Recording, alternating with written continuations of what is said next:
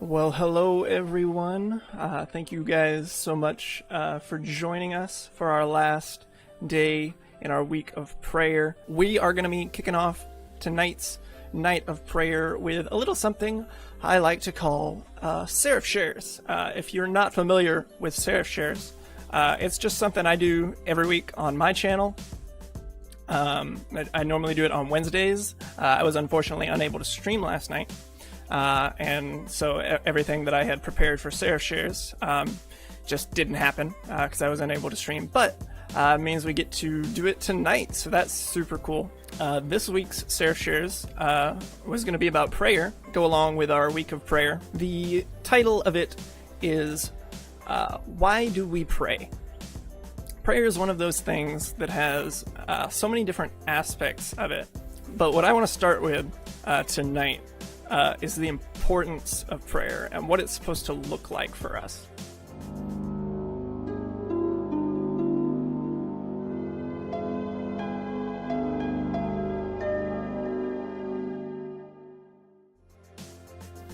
So the first thing I want to say is that obviously the Bible tells us that we should pray, right? It says that a lot. So that in and of itself should be reason enough for us to pray. But the Bible never tells us to do something without a reason. There's always a reason behind it. So I want you guys to consider a few different possible relationships. So you've got the guy in class that you've never spoken with. You don't know anything about them, but you know they're in class because the teacher calls their name sometimes, right? So that's the first person, first relationship I want you to think about. Person in class that you've just never talked to, but you know they're there. Second relationship I want you guys to think about is a good friend. And then the third one is a significant other. So 3 different kinds of relationships that you have varying levels of affiliation with, right? We talked about the guy in class. You only know his name because the teacher says it sometimes. But there's not really any connection you have with this classmate. Then there's the good friend. You guys hang out from time to time, maybe. You know each other pretty well. For a few years even, you've known each other. And you enjoy spending time with that person. And then there's the significant other. A relationship that you've invested probably more time into than any other relationship.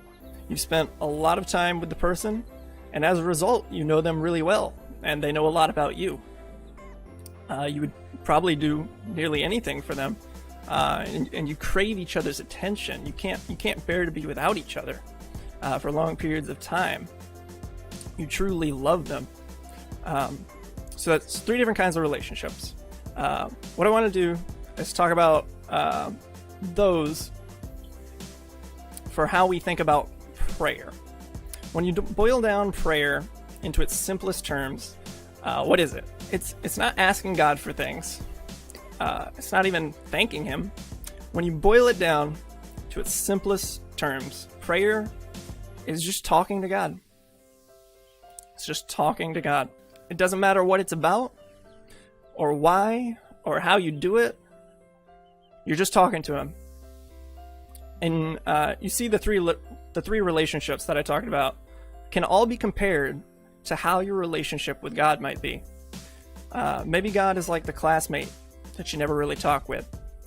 You don't know him because you don't spend any time with him, and you just don't talk to him much.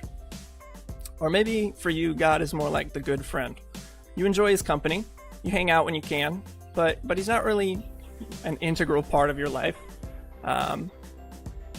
Or is your relationship with God more like what it would be with a significant other? Do you feel like you're going through life side by side with God? Have you let Him into every aspect of your life? And do you notice when you're not spending time with Him? If you want to know how to improve a relationship, there's a pretty simple place to start. Just spend more time together. The reason you don't know anything about that classmate is because you never talked to him. Do you talk to God, or is he more like that classmate that you just don't really talk to? So that's the first part of this. I wanted to go over why it's important to pray. If you want a relationship with God, you have to talk to Him. have to talk to him. And that's what prayer is. So for the second half, I want to talk about what you talk about when you're talking to God, right? If prayer is talking to God, then what are we supposed to say to him, right? What are the magic words? What is he like hearing from us? Do we have to do it in a certain way? There's a lot we could talk about concerning this subject, but I want to boil it down, once again, to one core thing to keep in mind when you're talking to God. And that is to just be honest. Be honest. I tell people that all the time when they're frustrated with God, because especially when we're frustrated with them, when we're frustrated with God, we need to be honest about that. If you have a significant other and you're frustrated with them, but you don't tell them, how are they supposed to do anything about it if you don't tell them? I hear about relationships like this where people just can't be honest with each other.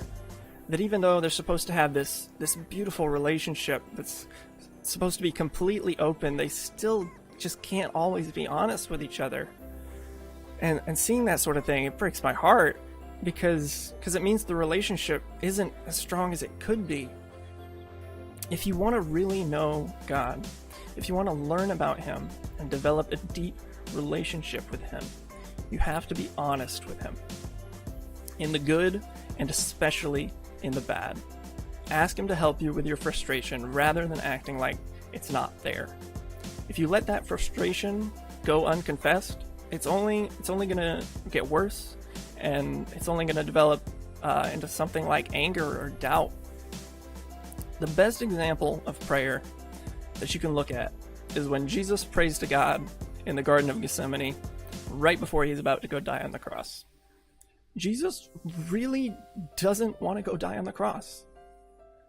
He knows as well as the Father does that it's the only way to save us. But still he talks to the Father about how he really doesn't want to do it if there's any other way. He's looking for any other way. He's being honest. You know the best part about being honest with God is that he already knows how you feel. A lot of people hear that and they go, well, why do I need to talk to God if he already knows how I feel and what I need from him? But we already talked about this, didn't we? If we don't talk to him, we don't develop that relationship with him, do we? And nothing develops a great relationship like honesty. In the good and the bad, we have to be 100% honest with God. We have to intentionally communicate how we're feeling to him, because that's what you should do in any relationship. Communication is key. I've heard that so many times the past couple of years, that communication is the key to any relationship, that you have to tell each other how you feel and to be honest. We have to tell God how we feel. And the awesome thing is that the Bible already tells us what he thinks about us. He loves us unconditionally, in the good, but also in the bad. Personally, I don't have a problem being honest with a God that's always ready to hear me out, no matter what I have to say. So I hope, with all that, you guys will be able to look at your prayer life and kind of see where you're at with God, whether God is like that classmate you don't really talk to, or if he's just a good friend, or if he's someone you have a deep connection with, somebody you are going through life with. If we're looking to grow closer to God and truly know him more, we have to talk to him, and we have to be honest.